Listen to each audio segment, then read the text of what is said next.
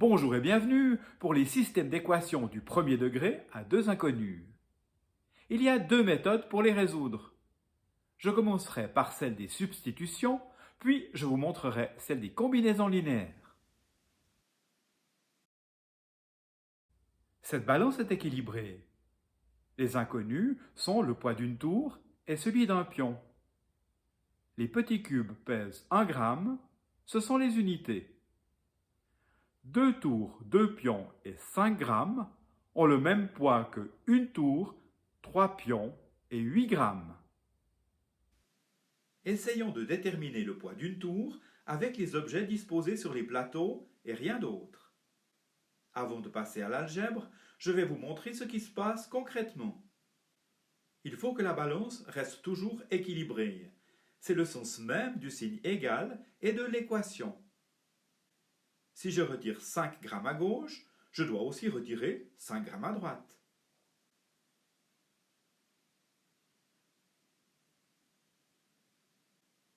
En enlevant 2 pions sur chaque plateau, l'équilibre est rétabli. Pour finir, c'est une tour qui s'envole de chaque côté. Une tour pèse 1 pion plus 3 grammes. Vous voyez, avec ces objets-là, on ne peut pas encore connaître le poids en grammes d'une tour. C'est pour cette raison qu'une deuxième équation est nécessaire. Cette deuxième balance, avec les mêmes objets en nombres différents, est aussi équilibrée. Maintenant, voyons ce que cela donne en algèbre. 2t plus 2p plus 5, t pour tour, p pour pion, et des nombres seuls pour les grammes, égale t plus 3p plus 8. Pour la seconde balance, on écrit l'équation 2t égale 3p plus 4. À gauche, nous avons calculé le poids d'une tour. Tout d'abord, on a enlevé 5 aux deux plateaux, ou, parlons algèbre, aux deux membres. Il est resté 2t plus 2p et t plus 3p plus 8 moins 5, ce qui fait 3. Ensuite, on a retiré 2p de chaque membre. 2t égale t plus p plus 3. Finalement, après avoir soustrait t aux deux membres, t égale p plus 3. La seconde équation, à droite, va nous permettre de terminer le travail. On va faire une substitution pour n'avoir qu'une seule inconnue, p. 2t peuvent être remplacés par p plus 3 fois 2, soit 2p plus 6.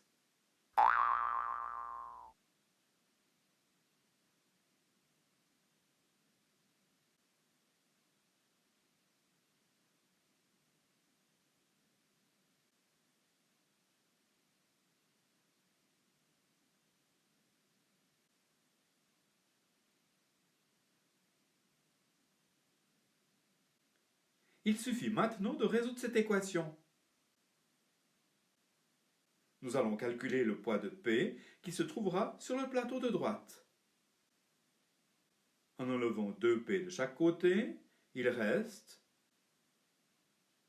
6 égale P plus 4. Finalement, il suffit de soustraire 4 aux deux membres pour trouver que P égale 2. Pour calculer la valeur de t, il faut revenir à gauche et remplacer p par 2. t égale 2 plus 3, 5. Vérifions sur la balance. t égale p plus 3, comme p égale 2, t égale 5.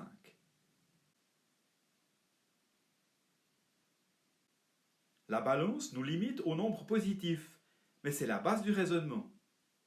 Essayons maintenant de calculer x et y grâce à ces deux équations en ne passant que par l'algèbre.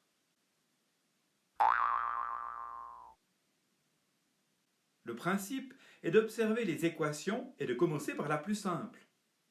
Il y a juste un x dans la seconde équation. Cela paraît facile, non? Pour isoler x, on ajoute 3y aux deux membres. X égale 15 plus 3y. Maintenant, dans la première équation, on va pouvoir faire la substitution des 4x. 4x sont 4 fois plus grands que x.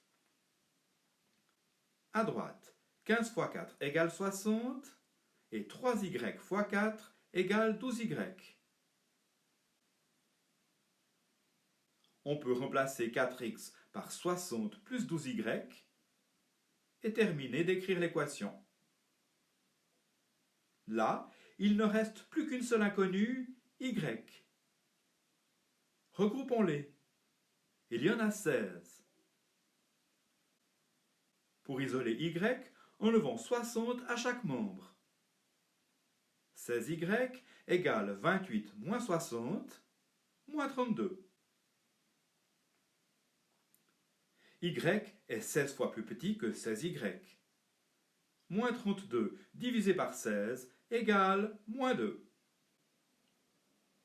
On peut dès lors calculer la valeur de x. Prenons l'équation de droite. Y fois moins 3 égale moins 3y.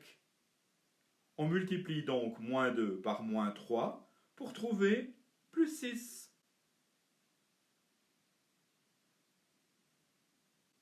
X plus 6 égale 15. Soustrayons 6 aux deux membres. X égale 9.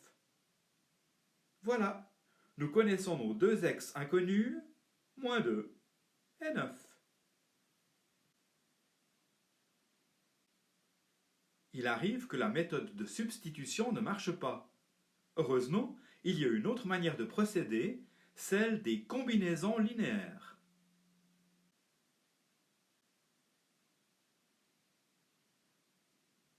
Avec ces deux équations, nous allons trouver une combine pour éliminer une des deux inconnues. Le plus facile, vous allez le voir, est de supprimer y. On trouve un y dans la première et 2y dans la seconde. Pour se débarrasser des 2y, il faudrait qu'on ait moins 2y dans la première équation. Tous les termes doivent alors être multipliés par moins 2. Moins 3x fois moins 2 égale 6x, et 16 fois moins 2 font moins 32. Additionnons maintenant les deux équations. 4x plus 6x égale 10x, plus 2y moins 2y, 0, moins 38 moins 32, moins 70.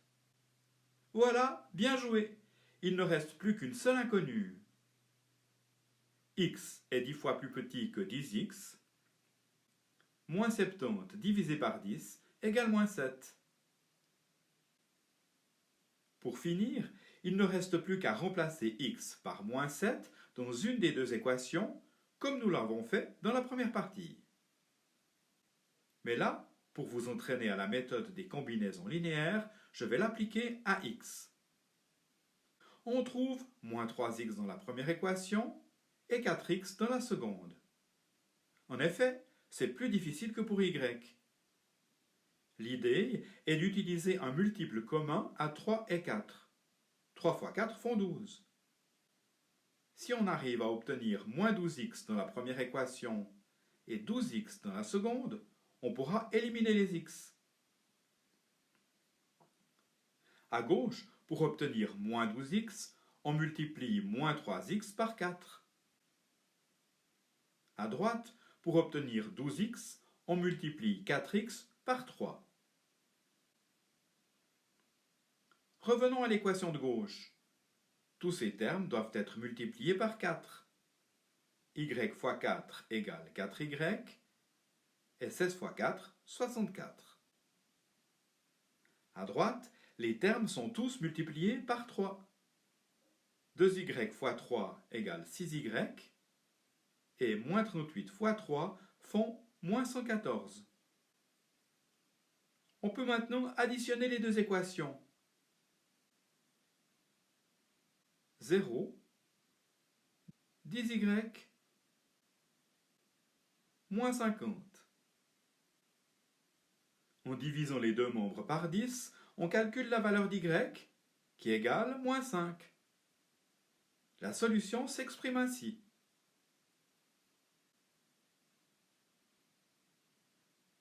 N'appliquez pas les méthodes comme des robots. Observez et choisissez les choses les plus simples. Au revoir et bonne relaxation.